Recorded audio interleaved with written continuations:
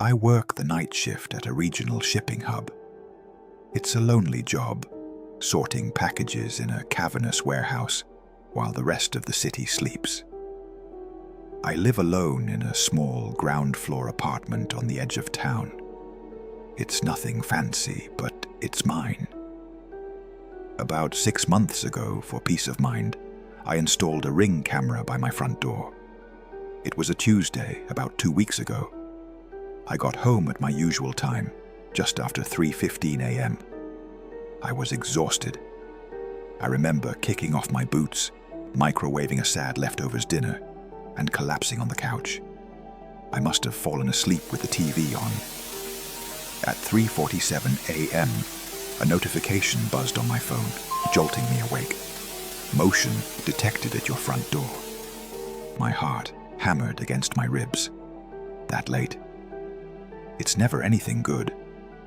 I fumbled for my phone, my thumb trembling as I opened the Ring app. The live feed showed my porch, empty and still, bathed in the pale glow of the motion light. Nothing there. I figured it was a stray cat, or maybe a piece of trash blowing in the wind. I was about to close the app and go to bed, but something stopped me. I decided to check the recorded clip. The motion sensor had triggered, but there was no cat on the video. No trash. Just my porch. But the timestamp in the corner of the video read 3:42 a.m. 5 minutes before the notification had even reached my phone. I watched it again, leaning closer to the screen. That's when I saw it. On the far left edge of the frame, just out of the main light, there was a shadow. It wasn't cast by anything. It was just there. A darker patch of darkness. And as I stared, frozen, it seemed to shift. Not move, but shift, as if something was slowly turning to face the camera. Then the recording ended. My thumb was glued to the screen. I looked at the live feed again. My porch was still empty. The light was still on. But now, right there on the edge of the frame, was that same patch of absolute blackness. It was just standing there, waiting. I didn't sleep that night. I sat on my couch, staring at my phone, watching the live feed until the sun came up. I haven't been able to go back to sleep since. The notification for that night is still on my phone. I can't bring myself to delete it. It's a reminder that sometimes the things that trigger the motion sensors aren't things you can actually see.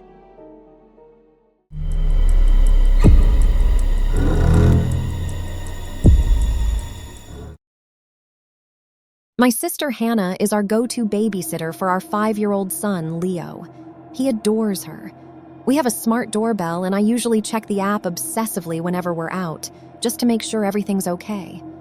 This particular Saturday night, my husband and I were at a dinner party across town. At around 9:30 p.m., my phone buzzed. A motion alert. I opened it casually, expecting to see Hannah taking out the trash or maybe a neighbor dropping something off. What I saw made my blood run cold. The video showed our front porch, but something was wrong. Hannah was standing there, in the middle of the porch, her back to the door. She wasn't wearing a jacket, even though it was a chilly night. She was just standing there completely still, facing the dark front yard. I watched, my heart starting to pound. A full minute passed on the clip. She didn't move an inch. I immediately called her cell phone. No answer. I called the house phone. No answer. Panic began to claw at my throat. I told my husband we had to leave now. I pulled up the live feed on the drive home. The porch was empty. Hannah was gone. We burst through the front door 20 minutes later. The house was dark and silent. "Hannah!" I screamed. A small, terrified voice came from Leo's bedroom. "Mommy!" We found them both huddled in the corner of his closet. Leo was clutching his favorite stuffed bear, tears streaming down his face.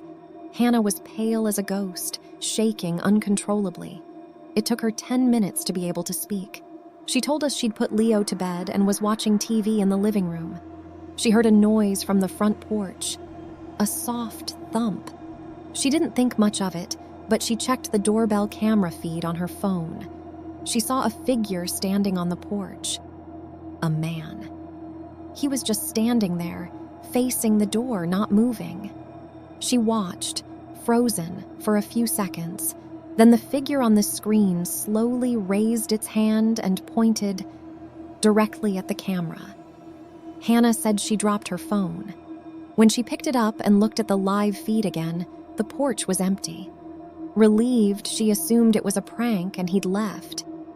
But then, a new notification popped up on her screen. It was a recording from a few minutes earlier. She opened it. The video showed our porch. It showed the man standing there. And then, it showed something else. Something standing just behind her, reflected in the dark glass of the front door's window. A pale, thin figure watching her from inside the living room. That's when she grabbed Leo and ran for the closet. The police searched the house and the yard. They found nothing. No forced entry, no signs of anyone. But the next morning, I checked the doorbell's history. There was a clip from 9:28 p.m. just before the first alert. In it, you can see Hannah on the couch through the living room window, and behind her, a dark shape passes slowly from the kitchen into the hallway that leads to the bedrooms. We moved out a month later, but sometimes late at night I still open the Ring app on my old phone. I watch that empty porch at our old house. I'm not sure what I'm looking for. Maybe I'm just checking to make sure nothing is looking back.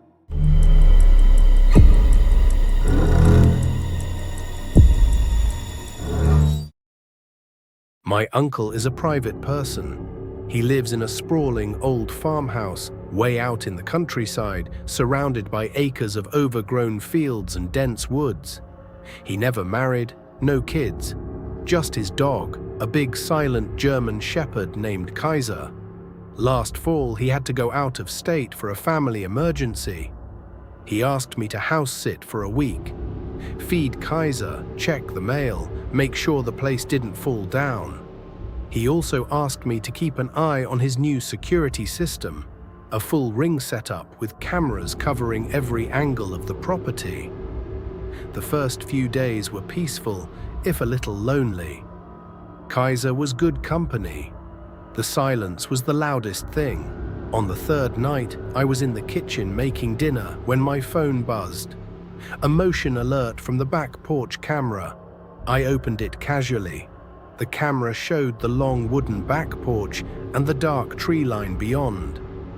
Nothing there. Probably a deer, I thought.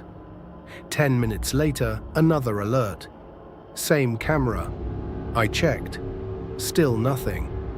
This happened 5 more times over the next hour. Each time, the timestamp would show a few minutes earlier than the notification. Each time, the video showed an empty porch. But the 5th time, as the clip ended, I noticed something. The motion light above the back door was on. It hadn't been on in the previous clips. Something had turned it on. I went to the back door and peered out through the window. The porch was dark now. The light was off.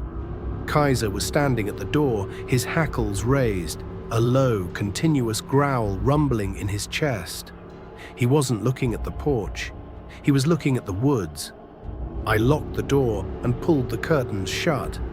I tried to shake it off, told myself it was just nerves. I settled onto the couch to watch TV, Kaiser at my feet. Around 1 a.m., just as I was starting to doze off, a new notification came through. This time from the driveway camera. I opened the app. The driveway camera showed the long gravel drive, the old barn in the background, and the line of trees. At first, I saw nothing, but then a shape separated itself from the darkness at the edge of the tree line. It was tall and impossibly thin, standing perfectly still. It was just watching the house. As I watched, frozen, it took one slow, deliberate step forward, then another. It was coming towards the house. Its movements were jerky, unnatural, like a video glitching. I scrambled to switch to the back porch camera, my hands shaking so badly I could barely tap the screen. The feed loaded. The back porch was empty, but the motion light was on, and on the wooden planks of the porch floor, I could see fresh, wet footprints, leading from the woods right up to the back door. Thump. The sound came from the back door. Thump. Kaiser went berserk, barking and snarling at the door. Thump, thump. It wasn't knocking. It was a heavy, deliberate impact, as if something was pressing its whole body against the wood. I didn't move. I couldn't. I just stared at the phone in my hand, at the live feed from the back porch. The camera showed the door, the footprints, and nothing else. But the door was shaking with each impact. The pounding stopped as suddenly as it started. An eerie silence fell, broken only by Kaiser's whines. Then my phone buzzed one last time, a new clip, just recorded. I opened it, my vision blurry with terror. It was from the living room camera. The clip showed me, huddled on the couch, my face lit by the glow of my phone. And behind me, through the window that looked out onto the back porch, a pale, gaunt face was pressed against the glass, its mouth stretched into a silent, horrible grin. I don't remember the rest of the night. I only remember the sunrise. I was in my car, parked a mile down the road, Kaiser trembling in the back seat. I never went back. My uncle sold the place a few months later. He said he couldn't explain it, but the new owners had the security footage wiped before they moved in. They said it gave them the creeps.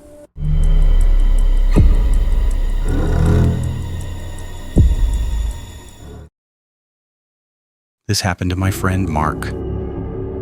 He lives in a normal suburban neighborhood, in a normal house, with a normal life. A few weeks before Christmas last year, he ordered a rare, out-of-print book online as a gift for his wife. It was coming from a private seller, so he was tracking the package obsessively. It was supposed to arrive on a Thursday. Thursday came and went. No package. Friday? Nothing. On Saturday morning, he woke up to a notification from his Ring doorbell. Package delivered. He ran to the front door excited. He opened it, and there was nothing there. Just an empty porch. Confused, he checked the video clip. The clip showed a delivery van pull up. A man in a generic brown uniform got out, walked to his porch. But he wasn't carrying a package. He was holding a small plain cardboard box.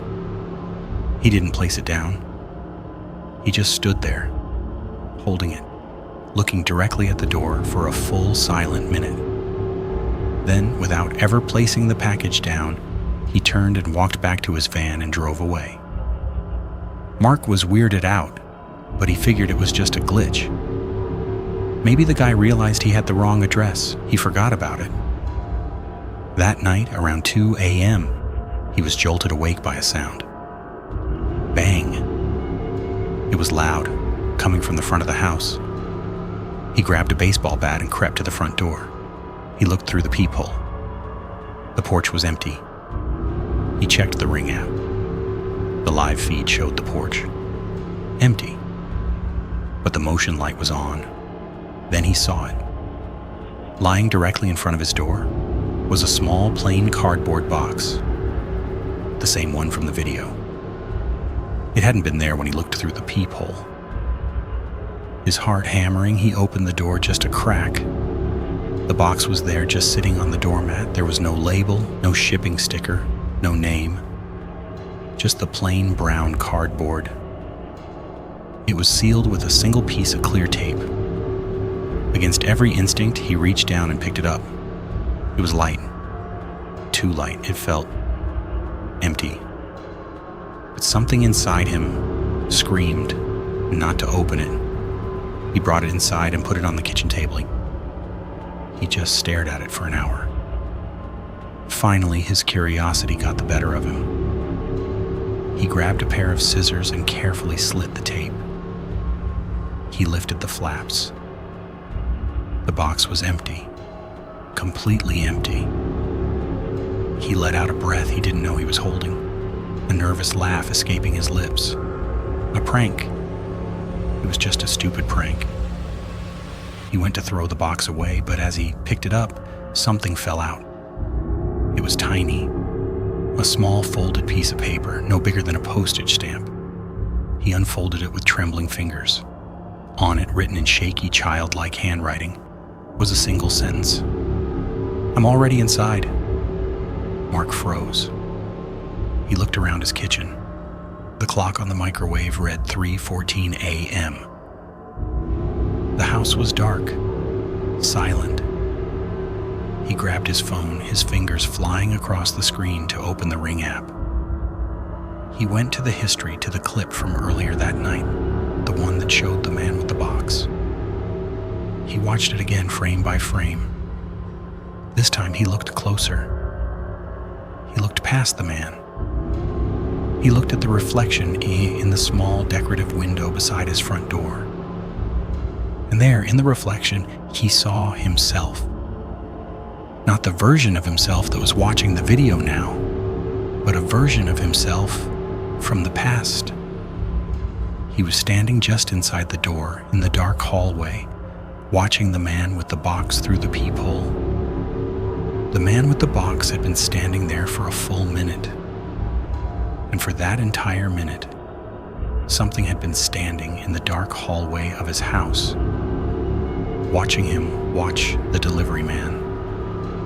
It had been there the whole time, waiting, just like it's probably there now. Just like it might be standing right behind you while you watch this, watching the faint glow of your screen reflect in the dark glass of your own front door. Thanks for watching. Stay aware of your surroundings, and maybe check your own Ring footage. You never know what might be watching you back. Good night.